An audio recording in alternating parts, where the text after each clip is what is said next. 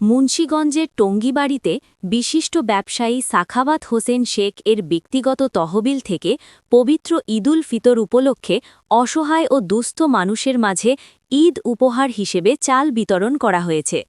সোমবার ১৬ই মার্চ সকাল ১০টা ৩০ উপজেলার বেতকা ইউনিয়নের খিলপাড়া গ্রামে তার নিজ বাড়িতে এ চাল বিতরণ কার্যক্রম শুরু হয়।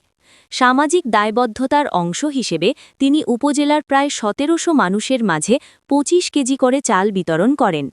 এ সময় স্থানীয় অসহায় ও নিম্ন আয়ের মানুষজন এ সহায়তা পেয়ে আনন্দ প্রকাশ করেন এবং তার প্রতি কৃতজ্ঞতা জানান।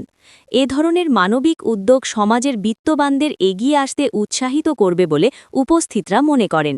স্থানীয়রা জানান, প্রতি বছরই সাখাওয়াত হোসেন শেখ বিভিন্ন সময়ে অসহায় মানুষের পাশে দাঁড়ান এবং বিভিন্ন সামাজিক কার্যক্রমে সহযোগিতা করে থাকেন। পবিত্র ঈদের আনন্দ সবার মাঝে ছড়িয়ে দিতে তার এ উদ্যোগ এলাকায় ব্যাপক প্রশংসিত হয়েছে।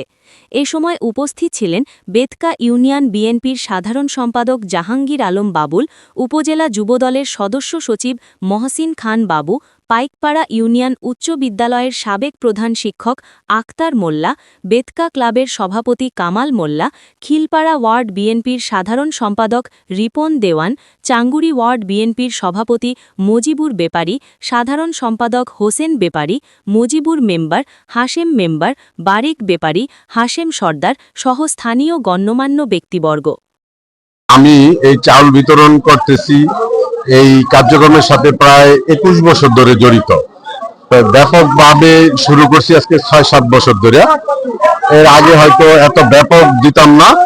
আমি যতটুকু তখন আমার অর্থের অবস্থা ছিল ওই অবস্থান অনুযায়ী আমি দিতাম। এখন আল্লাহ আমার আর্থিক যতটুকু ভালো রাখছে হিসাবে যতটুকু আমি পারি ব্যাপকভাবে দেওয়ার চেষ্টা করতেছি এবং ব্যাপকভাবেই দিব যতদিন বেঁচে থাকি। আজকে আমি অসুস্থ, সবার কাছে দোয়া চেয়েছি এবং আমার ছেলেকে, আমার পরবর্তীতে আমার ছেলে যেন এই দায়িত্ব নিতে পারে এই জন্য আমি দেশবাসী সবার কাছে দোয়া চেয়েছি। আজকে আমি প্রায় ১৬-১৭০০ লোকের চাল দিতেছি এবং নগদ অর্থ দিব ইনশাল্লাহ।